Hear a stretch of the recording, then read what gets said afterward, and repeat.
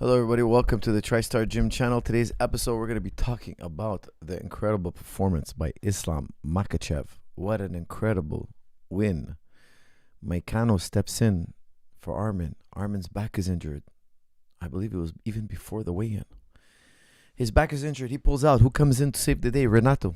Renato Moicano steps up. It was a fiery minute and a half. Moicano threw some shots. Islam slips. The whole crowd thought he got hit, but actually, if you watch the replay, he never really got hit. Maybe one punch landed from Moicano, I would think. But not during the slip, not during the fall. Islam quickly got a takedown shortly after that. It wasn't long. He went to a takedown. He got underhooked. He wrapped up the neck. He brought him down. He ran the pipe, dropped him to the mat. Moicano tried to push him off, turned to his knees. Big mistake. He turned to his knees on a guy with an incredible Darce choke. Wow, what a Darce choke. He put him in the Darce, similar to the one he put on Poirier. The same finish, the same hold, a short Darce. I cover it in Chokes Made Easy. It's a short Darce. I like it. I like it better than the standard orthodox Darce when you go to the forearm. Why I like it is because it keeps your elbow closed. Okay, when you go deep, if you don't have long arms, it doesn't make sense to go deep, in my opinion. Go short, go on the forearm. Check out Advanced Basics, the Chokes Made Easy. I teach that one. It's a really, really good finish. It's a powerful finish.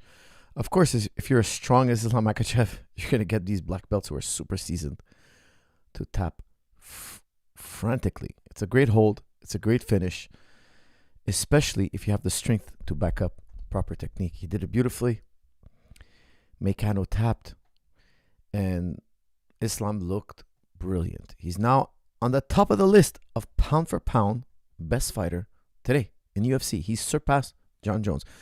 Congratulations to Islam Makhachev. Wow, my hat is off to him. I'm incredibly impressed. Incredibly impressed. Guys, don't forget to use promo code HOLIDAY55 off. Go to jujiclub.com. Get videos on striking, conditioning, jiu-jitsu, wrestling. The top techniques for the best possible price. You will never get a better price than this. HOLIDAY55 off. Use it in the promo code. Use the promo code. It's in the description. It's on your screen. It's on the website. Still, I get people typing me, Coach, I forgot to put in the promo code. Guys, if you're not hearing me here, I'm telling you, put the promo code in.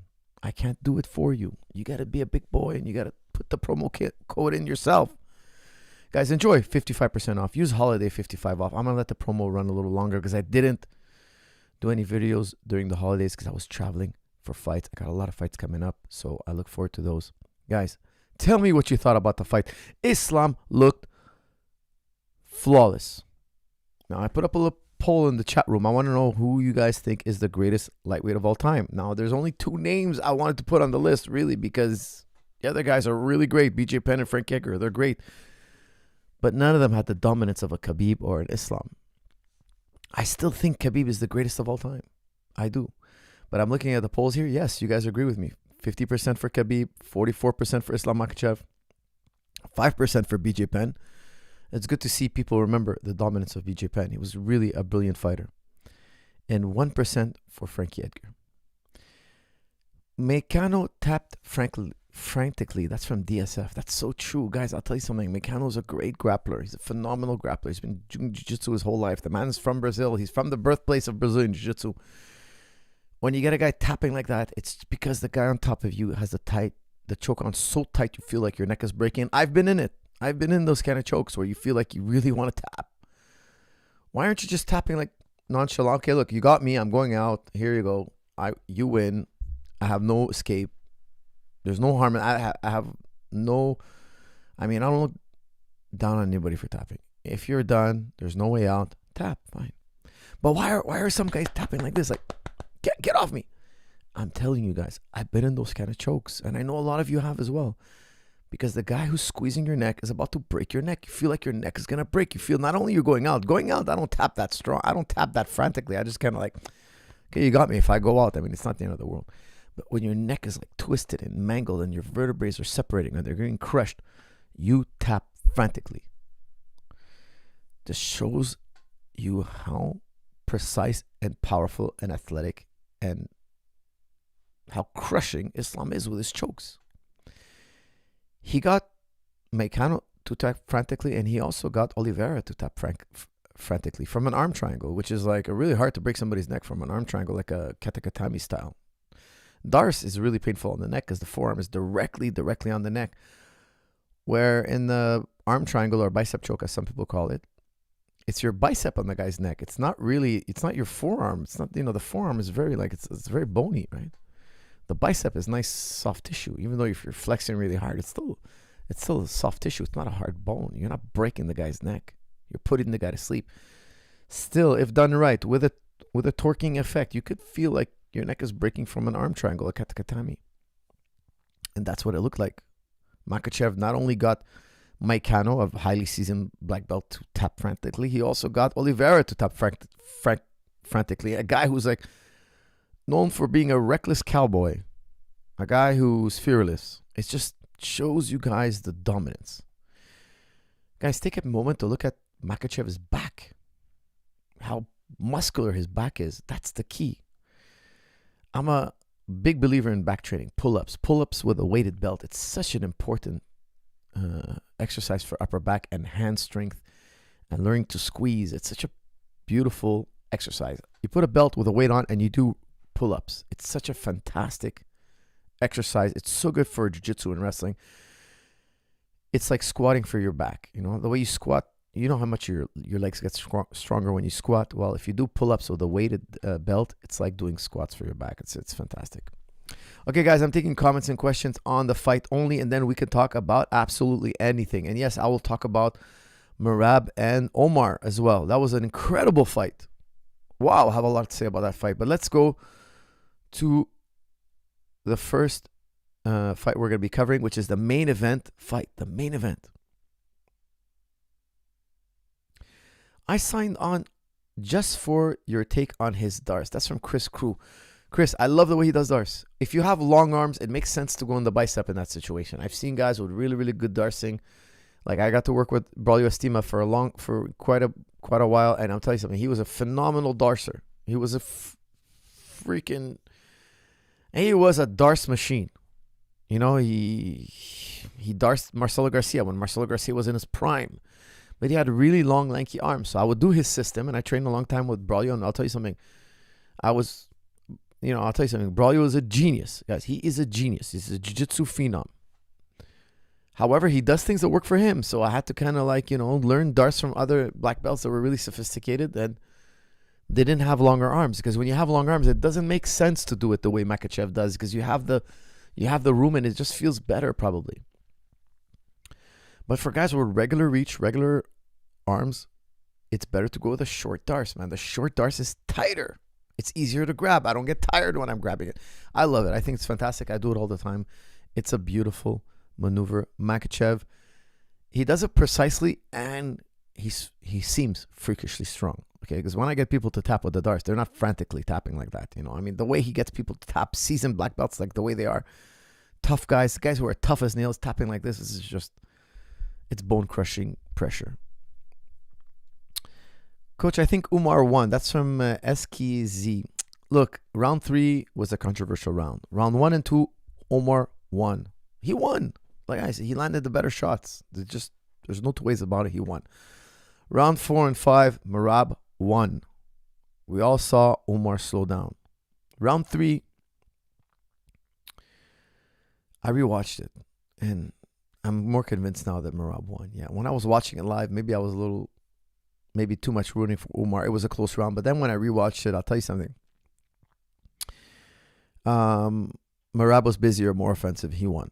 Hats off to him. His conditioning is stellar. It's stellar. Now, I know I want to talk about Islam Makhachev, but let me just tell you guys, his conditioning is just unreal. I've seen guys get caught on drugs and EPO. They didn't have cardio like him. And I'm not saying he's on EPO. I'm just saying, like, even if you are on EPO, you just don't have that level of cardio. Like, there's only one other guy I've ever seen with cardio like that, and I will tell you, it's Mayweather. When he sits on the stool, he doesn't even breathe. And I'm not saying any of these guys are doping. I don't think Mayweather dopes at all, or Merab is doping. I'm just saying, like, it's genetic, okay? Because you can go and do their workout. You can go and try to copy that. It's useless. It's totally useless, okay? It's got to be genetic. It's got to be genetic. It can't be this guy's doing a secret formula. That would blow my mind. That would really blow my mind. That would really shock me. No, it's genetic. Just how your arm, the length of your arm is genetic. Just how, your reflexes is also partly genetic. You can improve it, of course. You can always improve your reflex. You can always improve your cardio. But you have a limit, right? The size of your arteries, how big they are, your VO2 max. You have a genetic ceiling. You have a genetic ceiling. You have a genetic potential. Now, his potential is great. So he's accentuated by training it. He's made himself even better cardio because he's training, obviously. But you're not going to get that level of cardio by following his routine. I mean, if he's doing, let's say, air bike 3 times a week and then a weird push-up schema and then a weird ab workout, and you think, I'm going to copy his exact workout, I'm going to have the same results, you're kidding yourself. Okay, believe me. Trust me when I tell you, I've worked with so many great athletes with so much great talent, and I'll tell you something, a lot of it is genetic. You got to find, instead of trying to copy other people, there is things you should copy, of course. Try to find what your gift is. Try to find what your path is. What's the best way for you? I always say, you wouldn't ask Muhammad Ali to fight like Mike Tyson, right? You wouldn't, because it would be crazy. If Mike Tyson tried to fight like Muhammad Ali, it would be crazy. Imagine, Muhammad Ali used to always circle towards the power side on his tippy toes, dropping his hands and jabbing from the outside. He had a whipping jab. Imagine you asked Mike Tyson, hey, don't throw any body shots, Mike. Muhammad Ali almost never threw body shots. He threw very little body shots. That would be a ridiculous way to train Mike Tyson. You'd be like nonsensical. It would be crazy. You'd be the worst trainer ever. These are two guys at the other end of the spectrum. It's similar in every circumstance. Find what's the best way to fight for you. So Merab has found it. He's a cardio machine. He knows it. And his corner knows it. His corner was like, put on the pace, put on the pace. He's starting to break. And sure enough, Umar started to slow down. And we all saw what happened. It got sloppier and sloppier. And Merab was just taking off. And Merab was not slowing down. He was actually speeding up. It was incredibly impressive. Islam Makhachev and Merab were both incredibly impressive. But the one who stole the show, the man who stole the show, the man who gets to finish more times than not, Islam Makhachev. Incredible. Really incredible. Khabib is the greatest for me because no matter how much resistance he got, he never relented and he absolutely imposed himself upon you. Example, Barboza. He just ate everything you threw at him. That's from MR. MR, you're so right. However, I'll tell you something. Islam has one edge over Khabib. He was more of a finisher. He's more of a finisher because he's still competing. He's more of a finisher than Khabib. However, in an alternate universe where these two meet, and I've watched sparring footage of them when they're young, so I can tell you, Khabib had the edge when they were younger. You could see it on video. It's on film. Like, you could see them sparring, and they're going all out, and it's frantic. The sparring is frantic. I would tell you, if in an alternate universe, these guys actually fought, and I know they would never fight each other. There's no amount of money. There's no circumstance where they would fight each other. I think Khabib will come out on top. He's more robust. He's more dominant positionally, I would say.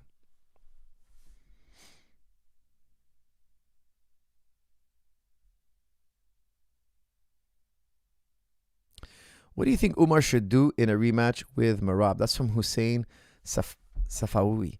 That's a tough question, He started off so well, and I trust Umar's conditioning. That's why I thought he was going to win. I picked Umar to win. And after watching round 1, I was like, that's what I was expecting. He's going to overpower him with his strikes, and Merab is not known for his KO power. He has one KO I think I've seen, only one. Maybe he has 2, but I've only seen one where it was like a local type show, a small time show where he landed a back fist. It was like a perfect storm. He landed a perfect back fist, knocked the guy out. And other than that, I've never seen him really hurt some guy, shake him. We've never seen him lay anybody out, but we've never seen him hurt a guy, like hit a guy and make the guy, like put the pain on someone. So I thought Umar was going to feel that, there's not much danger to exchange it with this guy, and he's going to exchange with him, and the wrestling's going to be very close. They might touch the ground a little bit, but they're going to spring up because Merab also doesn't do much submission. He doesn't do much pinning. He does a lot of gut wrenching, but not much pinning. But I wasn't expecting Umar to slow down so much. I thought he'd bank in the first 3. which is shocking to me because I think he should have been ready to bank in 3 rounds. Because let's say that was a 2-round fight. Excuse me. What am I saying? If that was a 3-round fight and the fight played out as it is, you would have 2-1 to Umar, and Umar would be with the winner, right? But of course, they're pacing each other for 5 rounds. It's not the same thing. They might fight differently if it was 3 rounds. They might have different strategies. Merab might have been more aggressive earlier. But I'm shocked that he tired before 3 because he's always done 3 and he's had hard fights in 3 and he's been able to do 3 and he did 5 with Sanhagen. It just goes to show how much work it is to do 3 rounds with Merab. It's mind-blowing. It's really mind-blowing.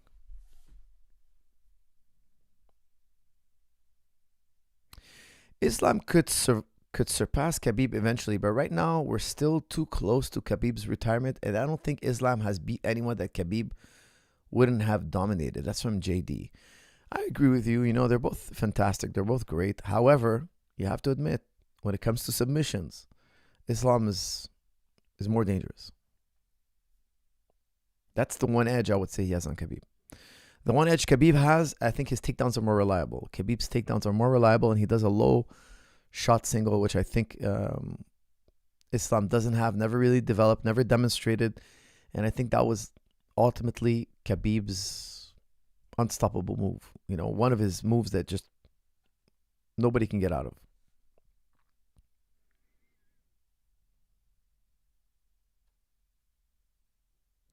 Do you think the fact that he never goes for finish is a reason why Merab conserves energy so well? That's from Bosco. I mean, are you saying he's intentionally not throwing as hard as he can? I don't think so. I think again, power punching, a lot of it is genetic. Not all of it, a lot of it. And I just think he doesn't have the power in his hands, you know. But the thing is, he's blessed with another gift. He found a way to fight for him that makes sense for him, but he's not going to be laying guys out with one punch no matter what trainers you bring him. Trust me, I'm telling you, I've been through this, and I'm still hunting for a formula that teaches people how to KO a man with one punch. Believe me, I still think about it, try to find a solution to it. Believe me, what I'm telling you. It's genetic, okay? You have a potential for power, you have a potential for conditioning, you have a potential for power. I don't think it's because he's holding back. I just think in that element, KO power, he's limited. All right, guys, don't forget, I'm always doing super chats and non-super chats. This is from Shiz, the top G, of course, of the chat room, always chiming in. My bro Umar, you won 2 rounds, even though one judge gave you the first round to Merab. That's insane. Merab got stunned and hurt in round 1. I don't know what on earth that judge was watching. All you needed 1 more round, but I get it. It was close fight. Less wrestling for Umar when the GOAT of UFC, Khabib, says wrestle. You better listen. That's from Shiz. Well, I think the wrestling got him in trouble. You know, he shouldn't have shot so much on Merab. He had the stand-up dominance. He should have, I think, struck with him and avoid the takedowns, strip the takedowns, because it takes energy to go down and grab that man's leg. You know, he's short, he's stuck, he's thick. He's a wrestler. He has never-ending wrestling in his capacity. If you ask me, I would have told Umar to stop the wrestling. Just strike, strike, strike. You have the edge in the striking. Stay off the fence. Don't let this guy clinch you. If he shoots in your legs, you cannot let him grab a hold of you. That's how he's going to slow you down. So I would tell you, even if Khabib is telling me wrestle, wrestle, wrestle, you know, in the fight, I think at the end of the day, the fighter, I think Khabib's getting emotional. That's what he would do if he was in the fight, and it makes sense to him. I think he's going here more by feel. You have to do what makes sense for Umar. And I think for Umar, just defensive wrestling would have won him the day. Because you're right, all he needed was 1 more round. If he banked in 1 round and then he was sloppy in round 4 and 5, it doesn't matter. He would have still had the belt.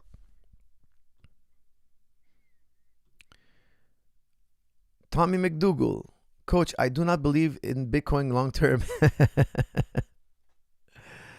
Okay, guys, we got to save these questions to the end, guys. We are doing the fights. But I'm going to read this and I'm going to try to answer it for you later.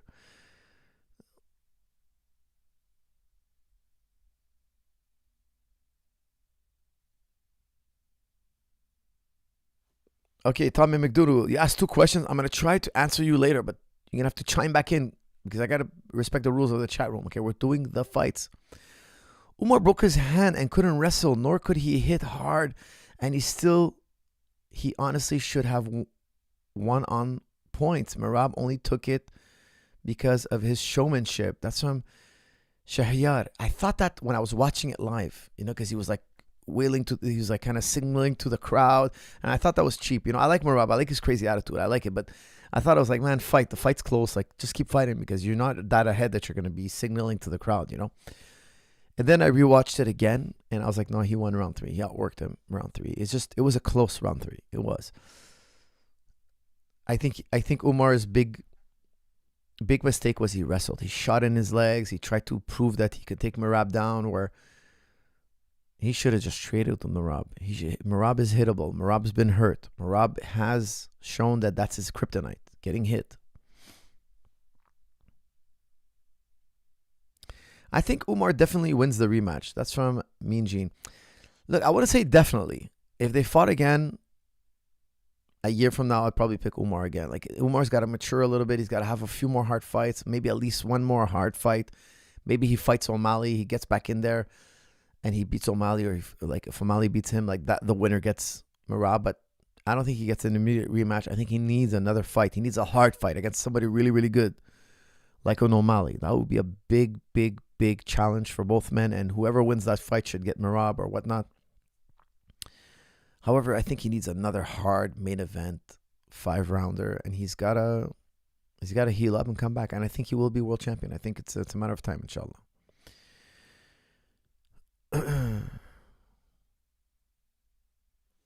Who do you think's cardio is better, Islam or Khabib? That's from Elkan. I would say Khabib. My one reason, if you guys ask me why is Khabib better than Islam, watch round 5 of Volkanovski versus Islam in their first fight. Islam looked tired. Islam got, he shot in, he walked into a punch, he kind of collapsed on his back. He looked fatigued.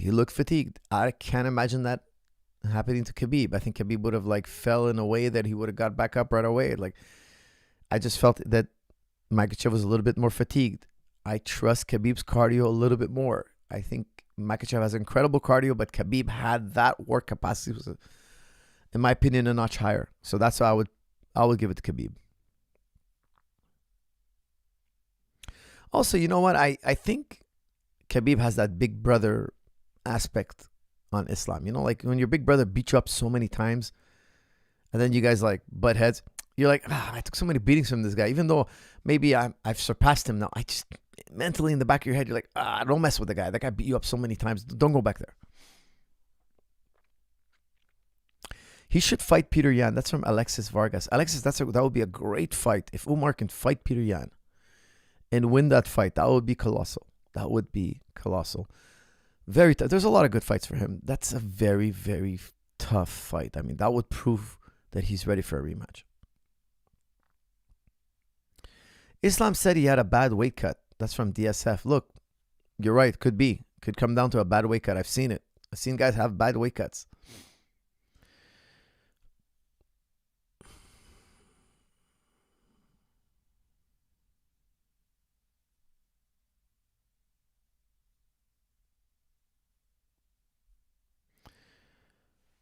Will you be coaching Qatar against Zalal? That's from Jason. Yes, I will be, my friends. I will be in the corner of Qatar.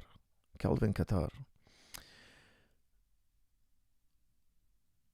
Coach, apparently Armin had a weight issue. He struggled to make weight. That's why Dana afterwards said he will not get next shot and go back to the drawing board. That's from Kyle. It could be. I heard it was his bad back. Look, I don't know. I wasn't there, but let me tell you something. Sometimes weight cutting goes wrong. Sometimes it's very tough. The guy could have been a little bit sick. It's a very grueling process. I've done countless weight cuts, guys. I've done hundreds of weight cuts. Not for me, but been there, going through the process with the fighter. I've done that myself when I was fighting as an amateur. But I've done countless weight cuts. I've been in the sauna with them, the diet. Oh my God, it's such a process. It's such a process. It's insane. And yes, things can go wrong. Absolutely. You could have your immune system's a little bit low. Then the next day you wake up, you're feeling sick. You're not feeling well. Guys have stomach issues, cramps, dizziness. I did the same formula as last time. Why am I not feeling well? Like, it's just such a difficult thing sometimes.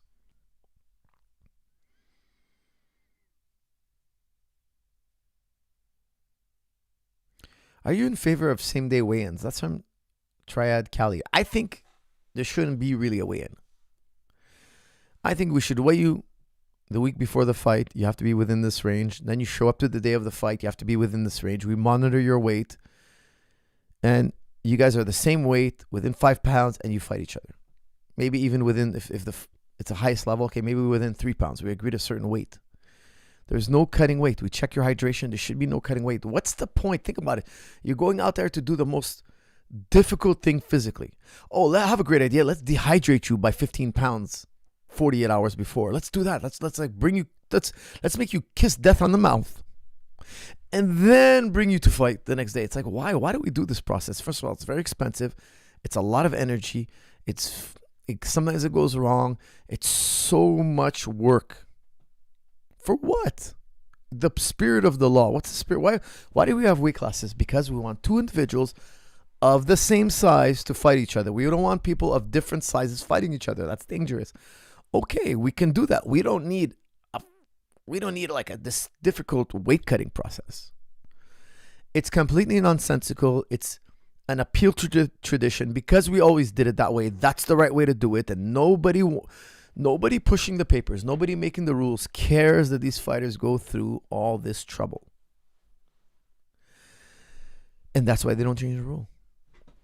They should do the same day. They should weigh you the week before, 3 days before, fight day, at the fight, 30 minutes before the fight, whatever. Figure it out. These guys are the same size. There's no cheating. They're fully hydrated. They're of the same size. There's a smarter way. Maybe what I'm saying right now is not the best way. I'd have to sit down and think about it, but there's no need to lose so much weight. You see these guys at the weigh-ins, they're like skeletons. They're struggling. It's like, why would you want to do that? It's not good for your organs, your kidneys, your brain. You know, if you're not fully rehydrated and you get hit in the head the next day, it's not necessarily good for you. I think health first. Like, what's healthier? Doing these crazy weight cuts or finding a different way where we have to check your hydration, make sure you don't do any kind of trick. You know, the two individuals are of the same size. Had a discussion with Josh Thompson about Islam. He believed Islam better grappler than Khabib. I admit Islam had more subs, but with Khabib, there's no guessing. Once he grabs you, you are trapped. Volkanovski will not escape. GOAT. That's from Shiz. Shiz, I agree with you. I think Khabib would have been he would have toyed with Volkanovski, toyed with him. Wouldn't have been a struggle. It would have been a pin and control and playful. It would have been playful. That's the one fight that shows, I think, that Islam is not at the level. No, he's at the level. Look, the rematch was stunning. Islam came back and KO'd Volkanovski. Look, Islam is reaching his prime. He's head and shoulders above the competition. There is nobody next in line. Like, even if you brought up Taporia, to face Islam, guys, I'm not a betting man, but I would bet the house on Islam. I'm not a betting man. I never bet. Okay, I don't gamble. I don't recommend anybody gamble. But I'm telling you, if I was a gambling man, I would bet the farm on Islam Makhachev. I would bet the farm. Coach, how do you think Islam does against Shavkat? That's from Muhammad Sayyid. I think he beats him. I think Islam would beat Shavkat. I know you guys are going to get really angry with me, but I think he would beat him. I think he's big enough. I've heard things he's done in the practice room with elite grapplers. I'm not going to say who they are, but I know guys who've trained with Islam, and they told me they've seen him go with this guy and that guy, like bigger guys. And I'll tell you something. He is a crushing force. I think he would beat Shavkat.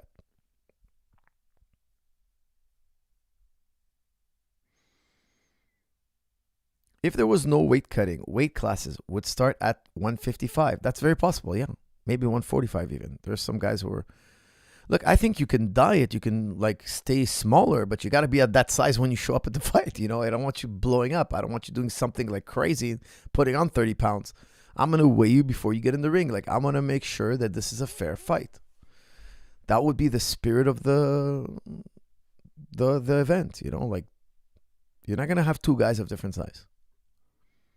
Again, I'll have to sit down and think about it, how to do it, and make sure nobody plays the rules. Because what's the point of the weigh-in? The point of the weigh-in, the whole point is that we don't want two guys of different sizes fighting each other. It's not about, hey, we want to make sure you know how to starve yourself and dehydrate yourself. Like, what's the point of that? What does that have to do with fighting? There's nothing to do with fighting. I bet you some guys have lost fights because the other guy was better at cutting weight. Well, that's not what we're here for. We're not here for a weight cutting competition. We want to see who's the best pound for pound fighter in the world. Did the head clash in round 3 affect Umar? That's from Dom's. I have to rewatch that. I don't recall a head clash, but it could very well be. You know, I was just watching a Cruz versus Cejudo, actually, and I saw the head clash. It was in round 3 or whatnot. That was a severe head clash. Could have altered the fight, but it didn't. I don't think it did. But head clashes, you're right. Head clashes can make a big difference. They could really stun you. But I'm not recalling it. I'd have to go back and rewatch it. Aljo outscrambles Islam. That's from Smoking Dope Frazier. I don't think so. You know, he's smaller. He's too small for Islam. He's a 145er now. Islam's a huge 55er. I think it'll be too much of a difference in size. Too much. Detroit Viper. Let's hope so, my friend. Let's hope so.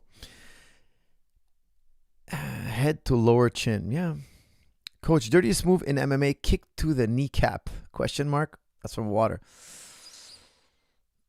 Dirtiest legal move in MMA, kick to the kneecap. Yeah, I guess that would be the dirtiest thing. Yeah, but it's still legal.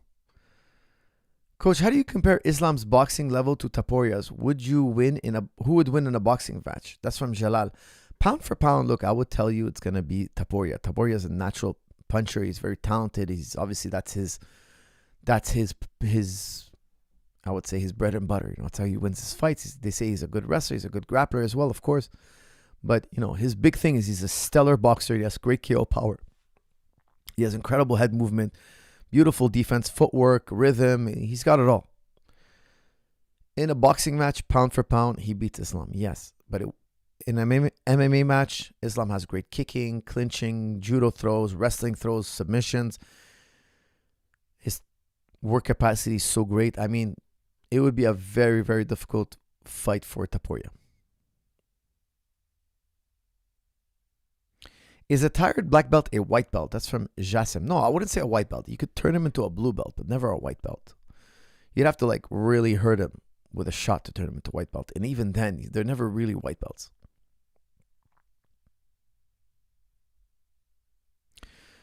Coach, scroll up from my chat. Super chat you missed. I spent a whopping $2.79, please. That's from Ali Khan. Ali Khan spent $2, guys.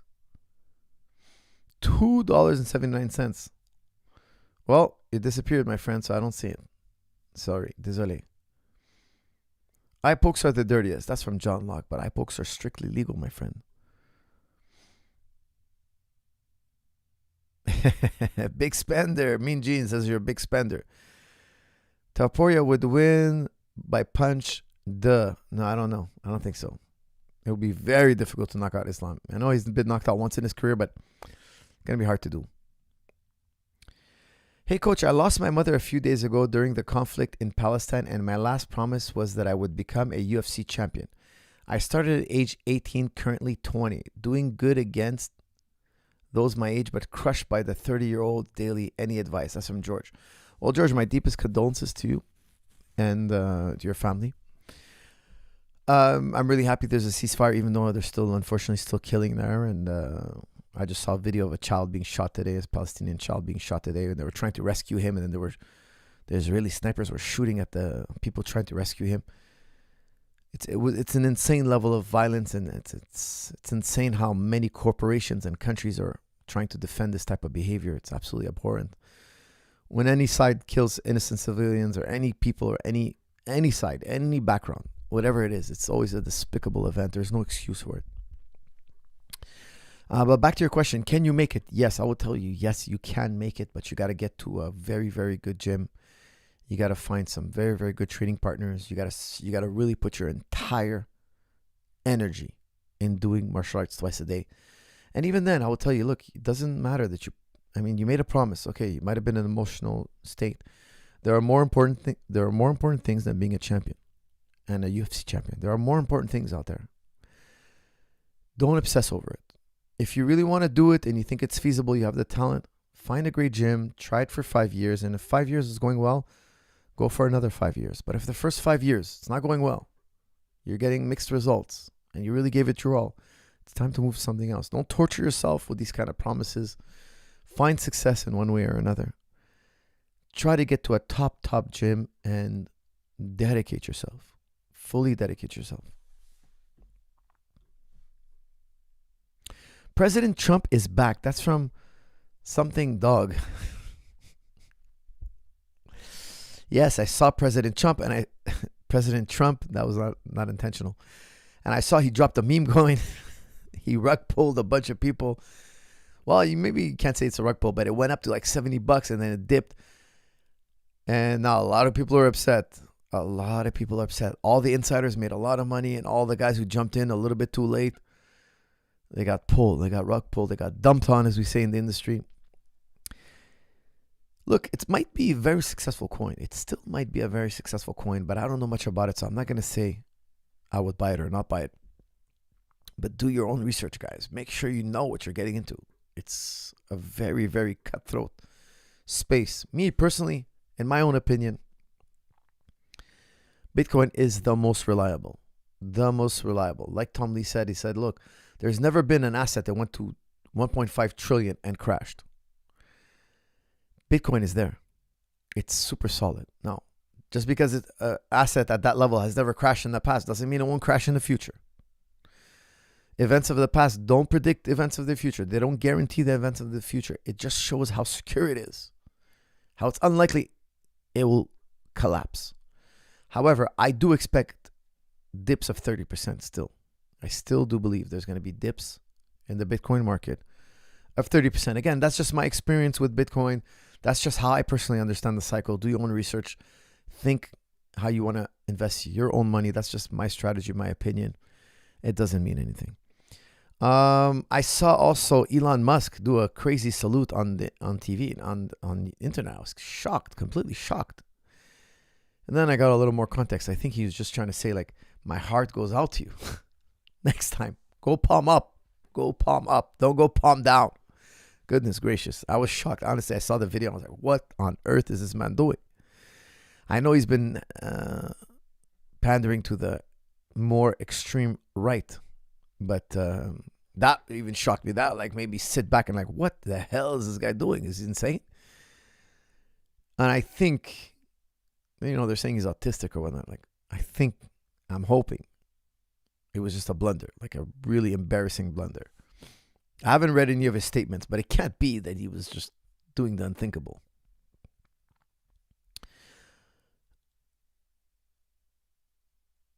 Salam, coach. I just opened a Dagestani wrestling MMA gym in Dubai. Open to promo? Question? Any tips?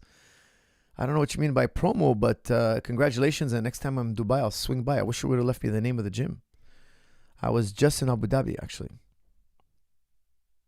Elon Musk is awful, coach. That's from Water. I tend to agree with you. I don't like his positions and his opinions and whatnot. I think he's he had said some things and done some things in the past that I thought, I was like, I respect this guy. And then he did 180. So I think he kind of bent the knee. He kind of bent the knee, and he's kind of like, sold out. I know not for the money, just for the fame, the prestige, the love, I don't know what he sold out for. Because, he's probably the richest man in the world. Salam alaikum from Switzerland. That's from Bythos. Bythos, salam alaikum.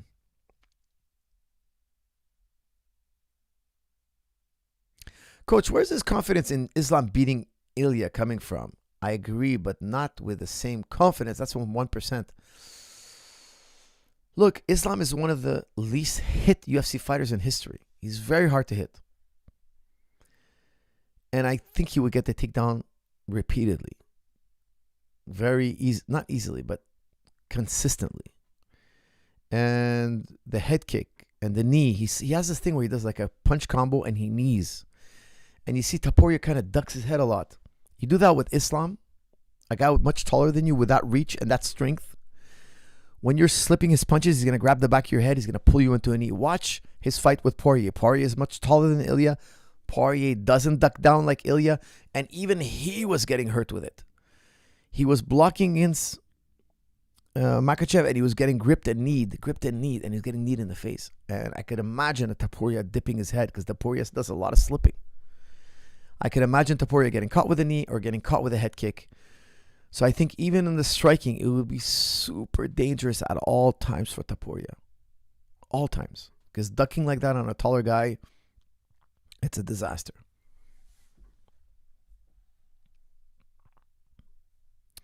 Coach, you say not to worry about half guard until you are seasoned blue belt.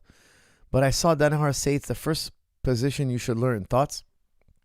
That's from Mike. Mike, we have difference of opinion. I don't think you should learn half guard. I really don't. Because think about it. Let me ask you a question, Mike. And I'm going to answer why we have a difference of opinion, me and John. Okay, I think we have a different approach. Think about it. Watch all the top grapplers. How many of them win with half guard and how many of them win with full guard or any other guard? All the other guards we preach, okay? Half guard is such a small portion of the success we see. Put it in MMA, half guard is the worst. All the other guards are better. Like closed guard is better. Like when guys spin into like K guard, it's way better. Every guard is better than half guard. Half guard, you're just getting pinned. Like guys get caught in half guard, it's like almost guaranteed they lost a round. They're like, they can't get up. They get stuck under there. Now, why does John teach you that's the first guard you should learn? Well, John is really, really big into elbow escaping. Like he likes to start practice with your partner mounting you. Why? Because he really wants you to learn how to elbow escape. He's a big believer in elbow escape. Elbow escape is like the most important. He's told me this actually. He's told me it's the most important move in fighting. I don't agree. If you're talking about fighting, I don't agree. If you're talking about Jiu-Jitsu, maybe it is the most important move. In Jiu-Jitsu, ground fighting, maybe I'll say yes. Okay, maybe. So he's a big believer because when you're in half guard, you're going to start sweeping whatnot, and you're going to shrimp, you're going to elbow escape to full guard. He has athletes that are training 3 times a day, twice a day, all day long. He has time to teach them all the intricacies of half guard. Half guard is a type of guard. If one little thing is off, the whole thing collapses. Like 2 guys of equal skill, the guy in half guard on top usually wins. If everything is the same, the 2 guys of equal skill, equal strength, everything's equal. You put 2 of them in a fight. One guy's on the bottom, one guy's on top. In half guard, the top guy usually wins. So me, when I take a beginner, I like to give him the best positions, the best formulas for success. So he feels like this works. I have an attachment to these moves. I'm going to go to these positions. I'm going to go to these winning positions. That's how I win. Okay, so if you look at a Mendez, Rafa Mendez, they don't do AOJ, doesn't do any half guard. None. I'm telling you, I've trained with them. It's an eye-opening experience. I'm going to California actually in the coming month. I plan to go see them and train with them again, hopefully, if I can make it there. I'll tell you, it's a brilliant way to train because they're constantly giving you the most important positions. And they don't want you to do any of the other stuff. So you could spend a lot of time learning these difficult positions, but you better be spending 8 hours a day. That's why for John it works. It makes sense. Because he's only working with guys who are like working all day long on these maneuvers. And still his guys don't really use half guard. So I would tell you that if you're not dedicating 8 hours a day, like don't do half guard. And I personally gravitated away from half guard. Now I released 2 videos on half guard. One how to attack it, one how to attack from the bottom. You have to know half guard. I'm not telling you guys don't do any half guard. That's not what I'm saying. I'm saying wait till you're a blue belt. Why? Another really good reason why you should learn half guard when you're a blue belt. You're going to learn it much faster because it's more complicated. Okay, so imagine I have 2 things. I have the ABCs, then I have this algebra. Well, I can take you and teach you straight away algebra, but I'm gonna spend so much energy teaching you algebra. You're gonna hate learning. You're gonna think, oh, learning is so painful. But if I teach you the ABCs, the 1, 2, 3s, and then I teach you algebra, it's so much easier. We're gonna learn the same amount of stuff in less time, and it's gonna be less painful. It's a more positive experience. That's why I tell people, like, when you're teaching beginners, don't give them complicated moves. Because now you're making it this much pain to learn this much. No. I want you to learn this much. I want you to learn a lot with a little bit of pain. Why? Because we're learning more, and training is more addictive. It's more fun. It's more positive feedback. There's a positive feedback loop. There's more motivation. There's more success on the mat. So I have a different approach, and I really agree with John on many points. But this is one point I personally didn't take that approach. I don't like half guard. I think half guard is a secondary position. And I'll tell you something, guys. I grapple every day, and guys try half guard on me, and like most of the time they get nowhere. The half guard guy will get nowhere. I don't care how good he is. I don't care how seasoned he is. Yes, sometimes they'll sweep. Sometimes they'll reverse me. Yes, it does happen. I'm not saying I never get caught in half guard. Everybody gets caught for sure. I get caught too for sure. I get swept. Yes, but not from half guard. Or very rarely from half guard. Very rarely. Like the guy better get back to guard. He better try something else, because I'm telling you, if he tries a half guard on me, I'm gonna shut it down. Or he got me in a bad position, or I was tired, or there's got to be something. It's just not a great position, even though it does happen. Guys, quick question, just a fun question. Who's the best half guard guy in the world today in Jiu-Jitsu? Who's the best half guard guy in the world? Somebody please answer me that question. Who's consistently winning with half guard on the international stage? Please, guys, give me his name. That'll be a fun thought experiment. Strong and stable wrist for daily heavy bag use. That's from Ali Khan. Ali Khan, oh, is that your $2.79 question? Did it just appear? Did you just repost it? Goodness gracious, Ali. No, I don't have strong and stable wrist. I'm not planning on doing that for... I don't really see myself doing strong and stable wrist for daily heavy bag use. I think if you have bad wrists, it's an easy fix. But I don't see myself doing a video on that for a long time. Coach, you should do the Jake Shield podcast. That's from Sick as Joey. Sick as Joey. Yes, I will be doing it in the coming month. I'm going to reach out to Jake because I am going to be in Vegas.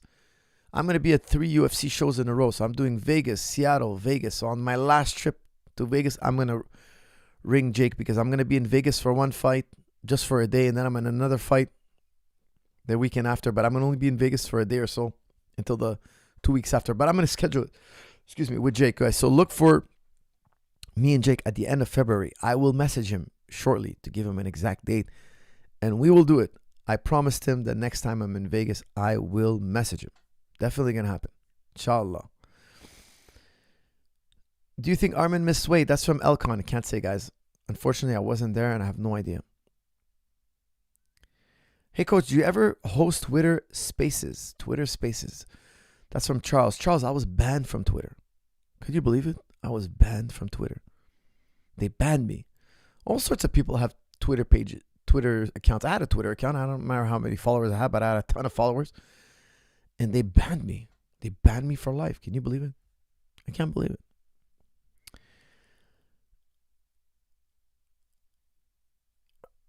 Okay, guys, don't forget, I'm always doing super chats and non-super chats.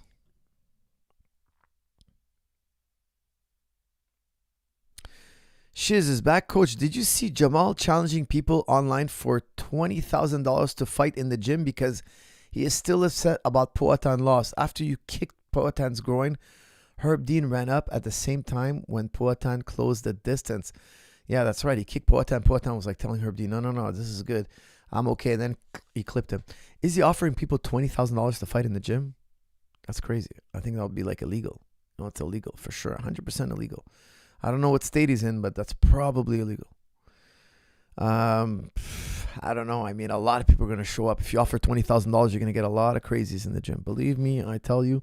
I get crazies and I don't offer any money, and still crazies sometimes pop into the gym. Hey, Coach, love from the Philippines. Was wondering if you can differentiate Chimaev and Islam style. What's stopping Islam from doing what Chimaev does? The middleweights? Is it still a thing? Is it a skill thing or intent-based? That's from J-Rongs. J-Rongs, thank you, man. I wish to travel to the Philippines one day, actually. It's a country I would love to absolutely visit one day. I definitely hope one day to end up in your neck of the woods and check it out. Okay, I think Islam. Look, they have different wrestling styles. Chimaev has this incredibly low shot. It's incredible how low he gets. It's incredible for such a tall guy. It's incredible how his level changed. Guys, you have a level change. Okay, when you shoot in a takedown, you're not supposed to go from up here in a diagonal down to the ground. That's no good. In wrestling, you're supposed to level change. I'm saying this for the guys who don't wrestle, okay? Because I know a lot of you wrestle and you're like, Coach, why are you telling us this? We all know this. I get it. But for the guys who are not familiar with wrestling, you're supposed to kind of drop to the ground in a straight line and then penetrate forward, okay? So that drop, we call it a level change. Chimaev's level change is insane. It happens so quickly. He bounces off it because you hit the ground, you're going downwards, then you bounce off. His bounce is so incredible. I don't know how to say it. Like, look at the way he took down Whitaker. He has this long reach. Like, he extends his arm. He has this freakish reach and a crazy pounce. He drops level change and he pounces and he reaches. It's stunning. Islam doesn't have that. Islam has a different approach. Okay, Islam bends at the waist and fires in. He doesn't level change as low. Okay, so you have two main ways to shoot. Some people like to shoot on their knees and some people like to shoot standing up. Like, if you look at GSP, George St. Pierre never shoots on his knees. Never. Like, when I shoot on my knees. I can't do it the way George does. I've drilled it. I do sometimes do it his way. I'm not saying it's wrong. Obviously, it's not wrong. My guy was the greatest takedown artist in history. It was right for him. He has the explosiveness. He has the speed. He has the reach. George, it works beautifully for George. Whereas me, I prefer to drop to my knees and spin. I spin behind you. Now, if I had GSP's reach, his torque, his explosiveness, yeah, I might like doing it his way better too. But I found the way that works for me. There's different ways to double leg somebody. Now, Chimaev, the way he does it, he's very low to the ground. Like, he level changes towards the ground and he kind of slides across the mat. It's insane. And he's still going for a double. Whereas Khabib is grabbing one leg. Khabib turns it into a single, which is crazy too. It's his way of doing things. But I think Chimaev's shot is the best ever. Like, his shot is just ridiculous. George had the best timing. Chimaev has the most probably impressive mechanics. All time, though, I still think George St. Pierre has the best takedown. Chimaev has a ways to go before he could say he has the best takedown. We'll have to wait and see. However, in terms of timing, George was the best. George would wait for you to throw a punch. He would wait for you to be off balance. The second you were out of position, he would fire away. Chimaev, he doesn't care if you're out of balance. He's shooting so low. He's shooting so far. He's grabbing a hold of you. It doesn't matter how you're ready or not. But I think if he gets stopped, it could be very fatiguing. So the way George did it was more, I think, sustainable. We're going to have to wait and see if Chimaev can sustain that kind of grueling, aggressive attack. So far, he has been able to. Are you still working on an MMA belt system? That's from Ricardo. No, I've given that a rest. I might go circle back to it in the future, but for now, I'm not putting my energy in that. I came home from open mat and that Trump coin was $10. Next morning, $30. Then on Sunday, $70. Insane. Always take profit whatever you can. That's from David All. Well, I'll tell you, David, a lot of people, what they do is they'll put, let's say, $5,000. They'll double their money. They'll take that $5,000 back. Then they'll take a healthy profit, maybe $2,000, and let the rest continue. You know, you don't have to. It's not all or nothing. You could take back some money with a little profit and let the rest ride. A lot of people do approach it that way.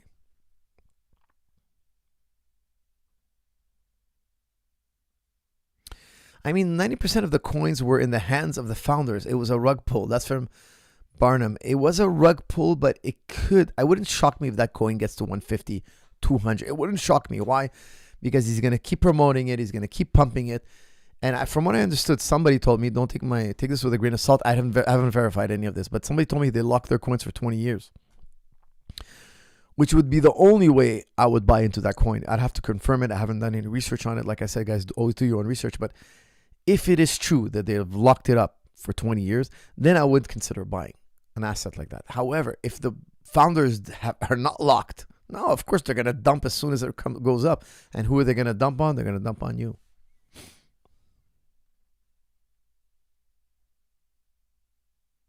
Khabib was definitely telling Omar to throw his hands. That's from CJ. I heard that too. He was telling him just boxing, no more kicks. But I do recall also early on him telling Umar to wrestle. I might be misremembering. I might have to go check that out again, but I'll have to give the fight a listen again. Guys, don't forget, use promo code HOLIDAY55 off. Punch it in. It's the biggest discount ever. Jiu-Jitsu Club has never done a bigger discount. Get 55% off absolutely anything. Problem of induction, that's from Chocolat. Chocolat, I'm not doing that today. That's a very complex and not so exciting topic for most people. Salam alaikum from Switzerland. Okay, I did that one. Elon. Okay, we did that one. Guys, don't forget, I'm always doing super chats and non-super chats.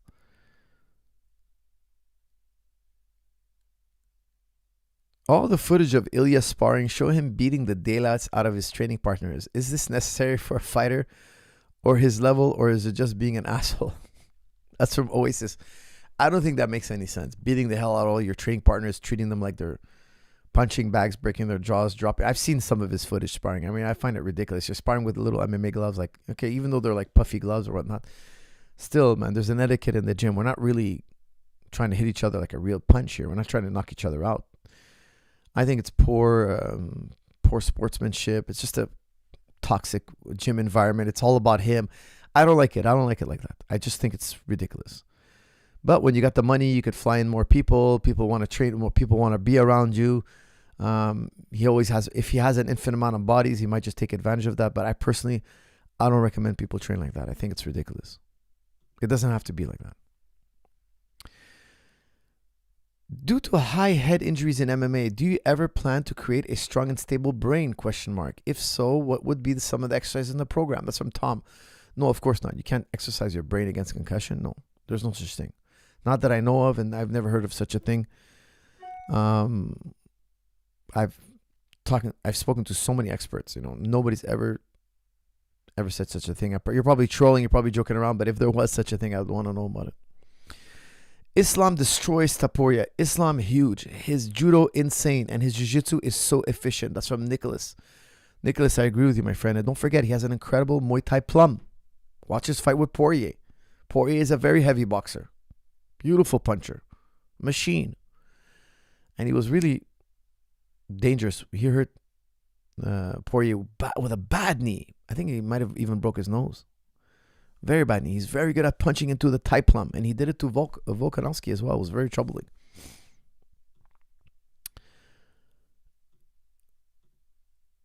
Thoughts on Ankalaev fighting Pereira during Ramadan? Can he do it? That's from Chocolat. Well, I assume he's going to be taking Ramadan off, or he's going to be doing, because, when you miss days in Ramadan, you could, if you have to work or whatnot, you can pay charity. You can give money to charity as an excuse or whatnot. You can catch it up later. I'm assuming I'm not sure how he's going to go about it, okay? But I think Ankalaev wins this fight. I think he gets the fight to the ground. I think standing up, it's going to be competitive. Of course, Pereira has the advantage. I would always give Pereira ultimately the advantage. But with the wrestling involved and ground and pound and control and submissions, I think Ankalaev can pull this off. Yes. Coach, I'm from Thailand and would let you know how amazing your AMAs and instructionals are. Straight to the point. No BS. Keep up the good work. That's from Pikiboo. I love you, man. Thank you. I really appreciate that. Guys, my instructionals, there's no fluff. There's no let's sit here and talk about our... No. It's straight to the point, guys. Here are the moves. Here are the best moves. And they're in order. These are the moves I want you to train first. If you know the first move, go to the second. If you know the second move, go to the third. They're in order of importance. And they're, in my opinion, the best moves. I feel like a lot of instructionals, sometimes you see a lot of fluff. There's a lot of moves we did 5 years ago. We don't do those moves anymore. But they're in the video. Why? Oh, the guy has a lot of time to he's trying to sell you a very long video because you think you're getting more. No. I like the opposite. If you have an hour and a half to teach me something, what are the best and most important things you're going to teach me? Because I don't have 8 hours here to watch it. And I don't have 10 hours. I don't have 30 hours. Personally, that's what I like. So I make content how I would like, That's the kind of content I like. Straight to the point. Show me something that is going to change my game. Wow me. Okay, here's an hour of my time. Wow me. I like that kind of stuff. So I appreciate that people gravitate toward that. Of course, there's going to be guys out there who love, believe me, I know there's a market for guys who are going to want to go into armbar for 8 hours. I get it. I'm one of those guys too. I like to study a lot of armbar, but I like to get it distilled in a very short amount, and then once you give me that short amount, it's distilled, it's the best of the best, straight to the point. Then I'm gonna go on the mat and I'm gonna make it an 8-hour video. Like, I'm gonna go and explore it. I'm gonna find my way of doing it. I'm gonna put my stamp on it. I'm gonna do it the way I like to do it. I'm gonna refine it and make it work for me. That's the kind of mindset I have. I'm not gonna try to copy you exactly. I'm gonna do what you told me. I'm gonna do it your way. I'm gonna try it your way. But I know that I've trained with so many different fighters. What works for one guy, you have to adjust it for the next guy. I'm a big believer in that. So I really feel it has to be distilled. It has to get to the core, the essence of the move, and then let the guys do it his way.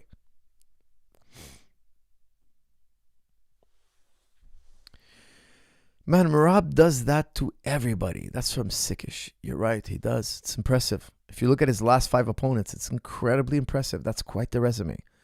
It's a very stunning resume.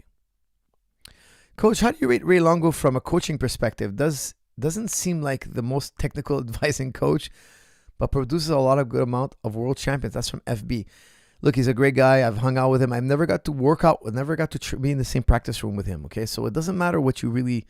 I mean, it doesn't matter what you say to the guy on the stool or whatnot. But what's more important is how you run a practice room, the drills, the skills, the way you coach guys in the practice room. I think that's ultimately the most important, because you could see in the between rounds he's very emotional. Like, he's telling guys, he's getting under their skin, and that's important too, because you're pushing your fighter to be brave, to be brave and be bold and go for it and don't give this guy an inch.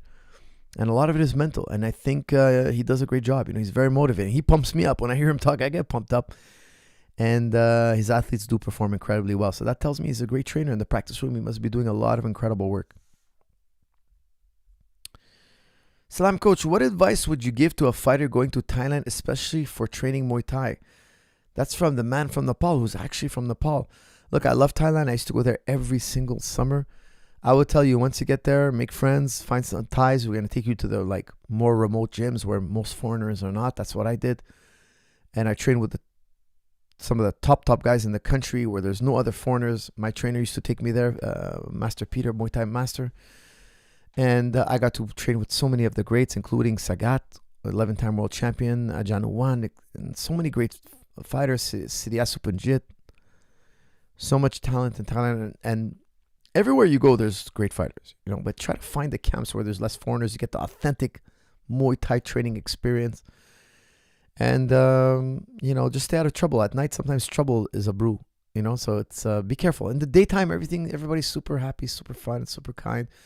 But at night, when the Thais drink, it can get a little dangerous, and some areas are less safe than others. So I would tell you, be careful at night.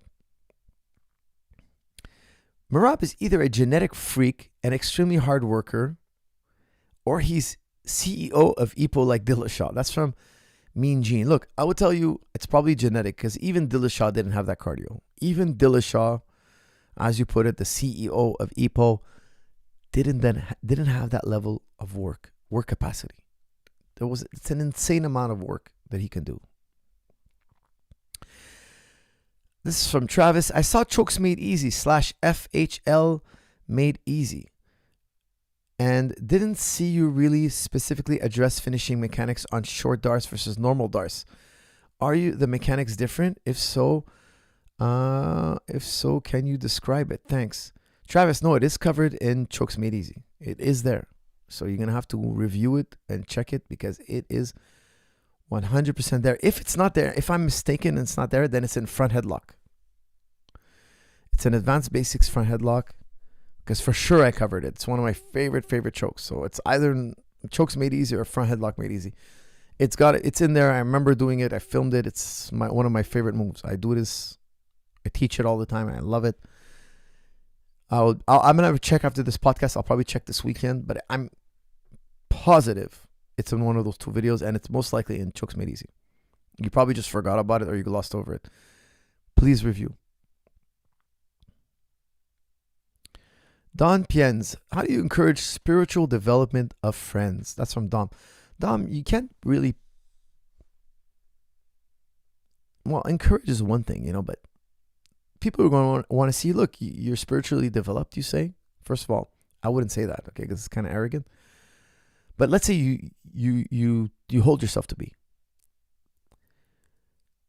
What benefit does it give to you in your life? You have to demonstrate some kind of benefit, right? So they're gonna say, like, if like trouble comes your way and you're like at peace and you're zen, and they're gonna like, you know what, I want to be like that. Like, how do you take these difficult situations and it seems like it doesn't bother you, and you seem like you're in this, you take it with such grace? Then they're going to be like, oh, it's because he's spiritual. Let them come to their own conclusion that, hey, this practice that he practices is something beneficial. I would like to partake in that. And I think that's the only way to encourage somebody. That is the only way. Another way is sometimes people will be like, oh, you know, I really love this person because this person's like very good to me. They're trustworthy. They're friendly.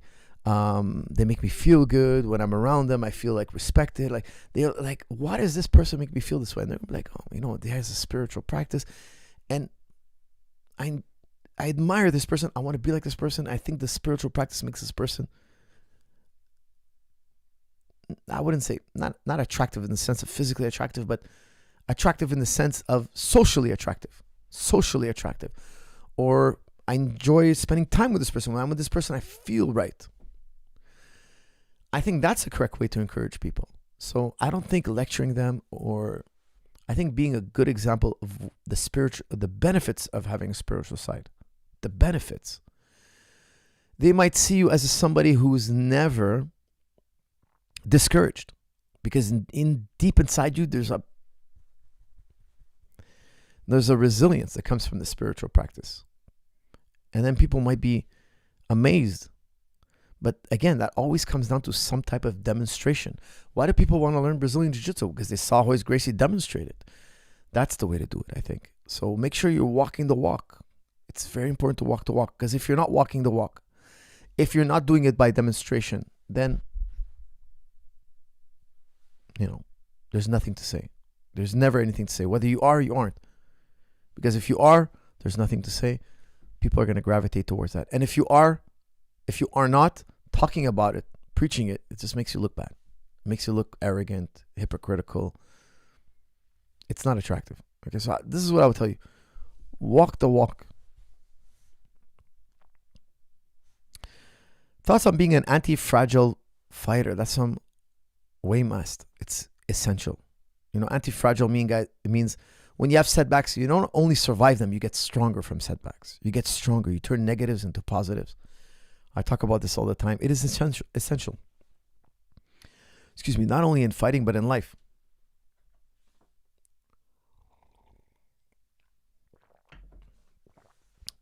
Okay, guys, like always, I am doing super chats and non-super chats. Coach, I got strong and stable shoulders. Coach, you are a beast. That Turkish get up with the bar is out of my grasp for now. That's from Barnum. Barnum, I'll tell you something.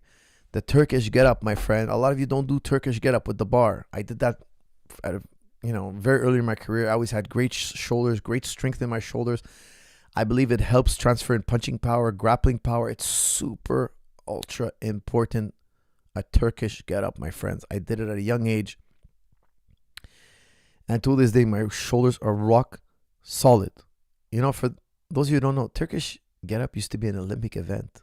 It's a crazy exercise that I think builds incredibly resilient shoulders. So I'm glad you're enjoying them, and make sure you keep Turkish get up in your exercise program. Drop the gym name in Thailand. That's from Golden. Bocholosong. I was at Bocholosong, but you can't get on Bocholosong because it's a military base. Unless you know somebody, you cannot get in there. And I don't know if they're still going. Honestly, I don't know. The fighters that I used to work with are for sure long retired. I saw chokes. Oh, I did that one. Excuse me. Coach, how do I defend myself from violence? How do I train for violence? That's from M. M. Study mixed martial arts, my friend. That's why we're all here. It's all about the violence. A lot of us got into martial arts because we got beat up. That's why I love martial arts, because when I was younger, I was smaller. I didn't grow till like slightly after high school. When I finished high school, I got really my growth spurts. You know, I'd grown before, but like I'm 5'10" now, but for me, it happened later.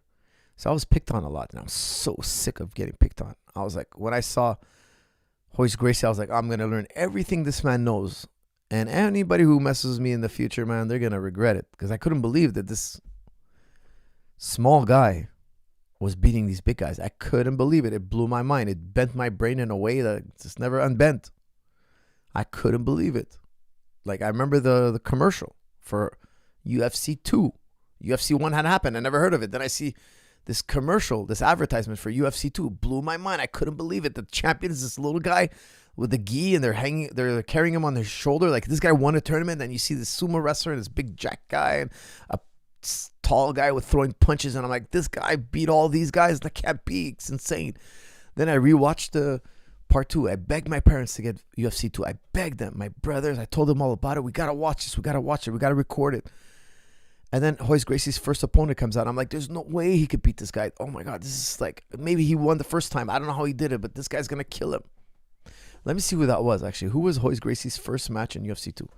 Hold on a second. Let me look this up.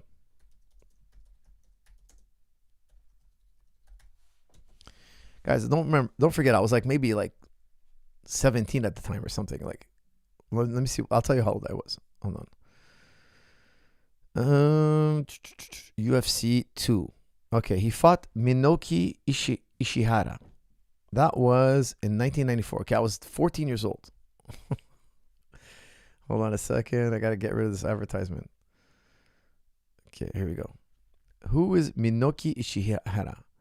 Okay, it was like a jack karate guy. Okay, I remember the promo of this guy. Okay, he was like hitting not pads, but like this target on the wall. He was like, they were showing how strong he is. He was like kicking and punching, and I was like, wow, this guy's gonna kill this Brazilian guy. He's like this Japanese karate master. He's like, pop, pop, pop. He was doing all these katas. Of course, I didn't know nothing about fighting at the time. And I was like, wow, man. And then Royce beats him. Royce beats him rear naked choke, 5 minutes and 8 seconds. Then he fights Jason DeLucia. Now, Jason DeLucia was like this kung fu guy. Again, he was shredded. He was jacked. Like he was like a kung fu master. And I was like, Royce is going to get killed by this guy. Like, this guy is like a kung fu guy, like Bruce Lee. Like, Royce beats him, arm lock, 1 minute. Remco Pardue, a judo guy. Now, this guy was way bigger than Royce. And this guy, Remco Pardue, had just put on ice a Thai boxer. He had grabbed him in a headlock and like elbowed him on the ground and it was just crushed him. And I was like, this Remco Pardue guy is huge. He's like 6 foot something. He was like way bigger than Royce. Royce chokes him out in minute 31. So now, right now, I was like, my mind was like blown. Like, I was like, this guy, Royce Gracie, has all the secrets. Like, this guy's insane. Like, who is this man? Then he fights Patrick Smith. Now, you have to understand, Patrick Smith had fought this guy from Texas. This ninjutsu guy from Texas. I wish I could play this fight. Like, this ninjutsu guy runs at Patrick Smith. Like, runs. Like, the fight goes, like, Big John's like, let's get it on. And he runs across the octagon. Hold on, let me look it up. I'm gonna play it on video. This is too crazy of a fight, okay? Patrick Smith versus, I'll tell you right now, he fought a Texan. A Texan. His name was, let me look this up. A Texan by the name of, was it John? No, it wasn't John. Scott Morris. Scott Morris. Oh my goodness. This takes me way back. Hold on a second. Let me look this up. Let me put this up on screen. Hold on a second. Gentlemen, this is UFC history. Let me see if it's gotta be on the internet. Hold on.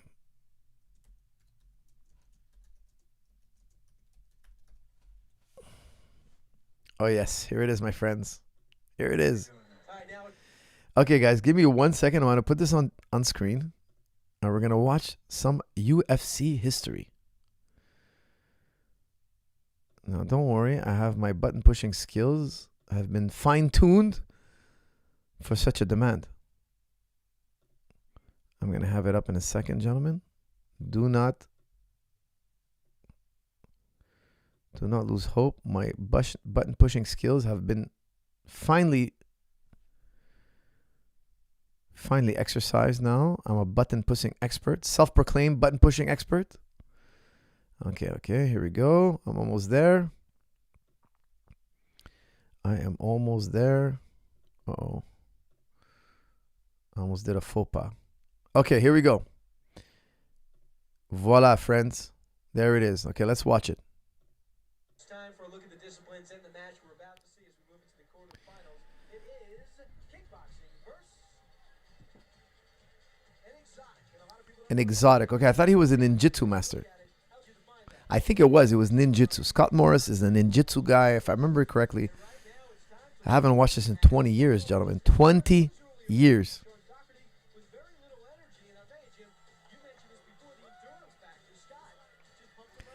Now look how mean he looks. Like think about it. I'm a 14-year-old kid. I'm watching this. I'm like, oh my goodness, this guy's mean. Man, it looks like he has the Hulk Hogan stash.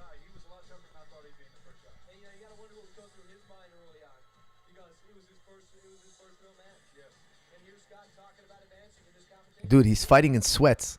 There it is. I'm Scott Morris, representing Robert Bussey's Warrior International in the Ultimate Fighting Championship, and we came to win. And we came to win. His first match so far, who represents Robert Bussey. He'll be getting a award possibly a little bit later on. A great man in his own right. And now it's time for Pat Smith. The man is back for the second time at this event, but for the first time he won, so he advances. Pat Smith is also determined to win it all, and he talked about that emotion. My name is Patrick Smith, ranked 5th in the world by WKC. Just won the 1993 Heavyweight Sabaki Challenge. That's why I think I'm going to win this competition. He's a kickboxing champion. All right, here's the fight. Here it starts. All right, I'm going to skip the intro. All right, Scott Morris, friends. And his opponent, a black belt in Taekwondo, Tang Sudo, and Hapkido, 6'2", 220 pounds, the winner of the 1993 Sabaki Challenge. He is returning to the octagon for his second straight attempt at the title. Please welcome Denver native Patrick Smith.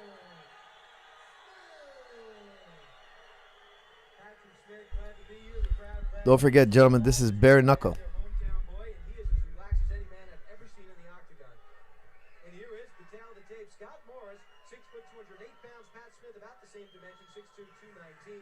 But all the training all comes down to this.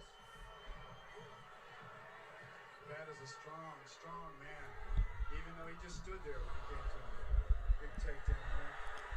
Look at this.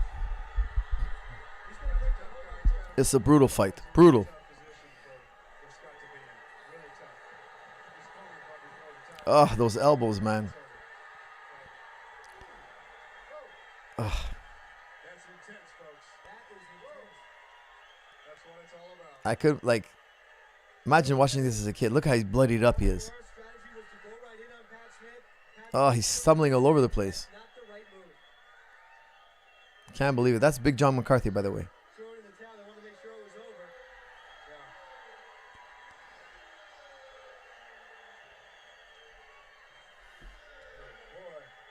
Anyway, so I'm watching this. I'm like, Hoist Gracie's going to get killed by this guy. He's going to get killed by this Pat Smith guy. Like, he's really great, but this guy just annihilated Scott Morris in, I think, 30 seconds, and he bloodied him up with the elbows, and I was like, wow. And he did it on the ground. Of course, at the time, I don't know nothing about jiu-jitsu, but look how quickly he got on top of the guy, and he hammered him with those elbows, and Hoist Gracie, I think, chokes him out in under maybe 2-3 minutes. Let me look it up, actually.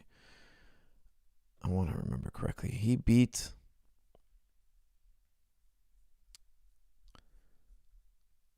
Hoist Gracie beat him in 1:17. 1:17. You got to imagine. Seeing this for the first time, you know nothing about grappling. You're like, this guy knows jiu-jitsu too. Look how quickly he got on top of him. I don't know how he did it, but he got on top of this guy and he annihilated him with these shots. And he's a kickboxing champion. Crazy time, friends. Crazy, crazy time.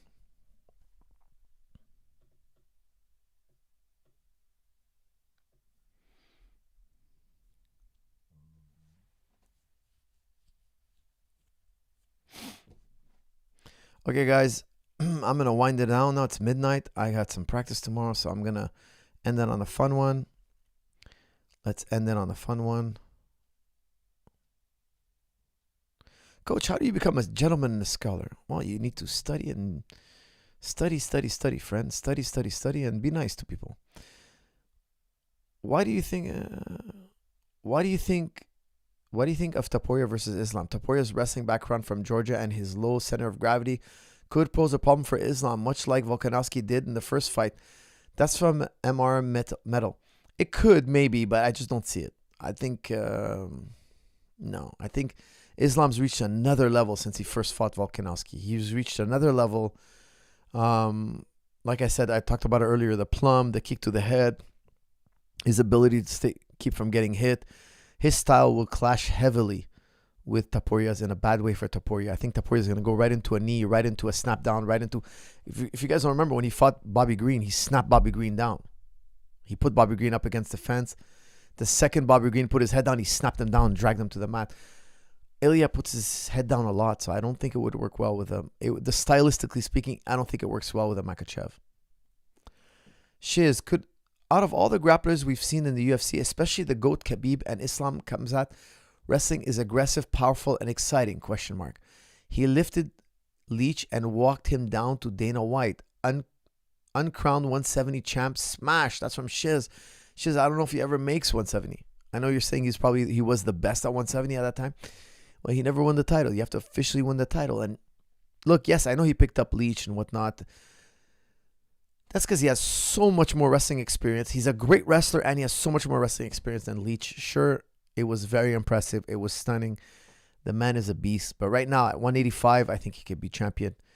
It's just a time, I think, for him to get that title shot. I think he fights DDP. He beats DDP. DDP now is fighting Strickland, correct? And then after that, I hope to see Shamaev get the title shot.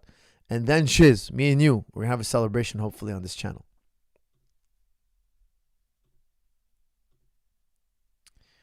All right, guys, let's end it on a fun one here. It's time for me to get to bed, so let's end it on something not too serious, not too complicated. No more super chats, please, friends. No more super chats.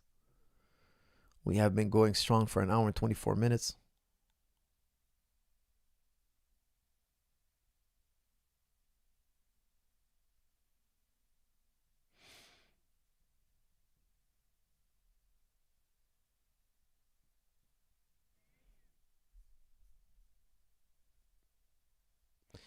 Hi, Coach. The two grips were interchangeably used throughout chokes made easy. I don't think it's specified if the short version normal are finished differently. Travis, I'm going to review. I'm going to review in the next episode. I'll have the exact spot it's in. Okay, I'm going to review. I'll look it up. And if it's not done, I'm going to make a video just for you guys. I will make a video, but I'm 100% certain it's in there. Let's call it 99%.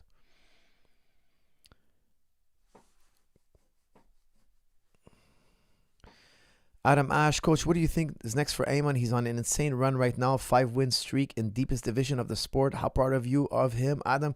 I couldn't tell you, I couldn't be any happier, Adam. Of course, my brother, so I'm super happy for him. He's on a great win streak. He's doing fantastic.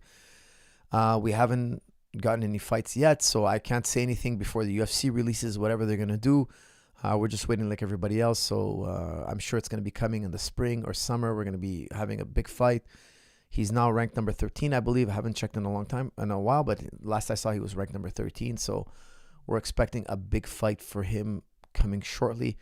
When that's coming up, you guys are going to hear it from UFC first because I cannot talk about it. Of course, I cannot say anything until they announce it. So the news should be coming out hopefully in the near future. Inshallah.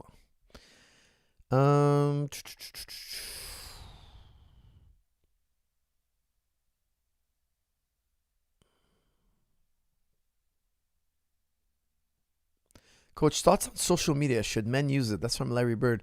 I think so, but sparingly. Don't get too obsessed with social media. I think a lot of people are overly obsessed with social media. Social media is good. It's fun. It's good to get information in a quick way, and it's concise and all that. But you got to be careful not to spend your whole day on it, and kind of lose track of time. You got to be very careful. There's that downside as well.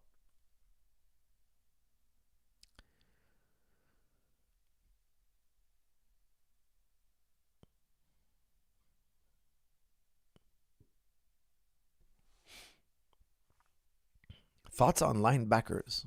I don't know what thoughts on linebackers means. You mean in football? They're machine. They're impressive athletes, of course. They're very, very impressive athletes.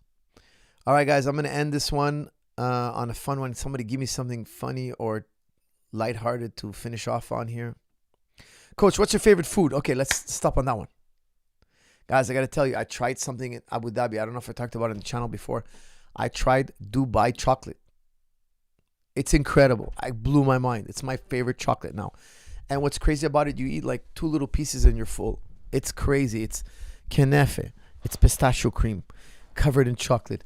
It's delicious. Guys, if you can, get a chance to find some Dubai chocolate and indulge. I give you permission this one time. Just don't eat more than 2 squares because it's very rich. It is incredible. It is officially my favorite chocolate. Guys, with that said, I want to sign off. Thank you all. Don't forget to use promo code HOLIDAY55 off. If you don't punch it in, I can't do anything about it. Thank you, guys. And see you all in the next episode. Thank you.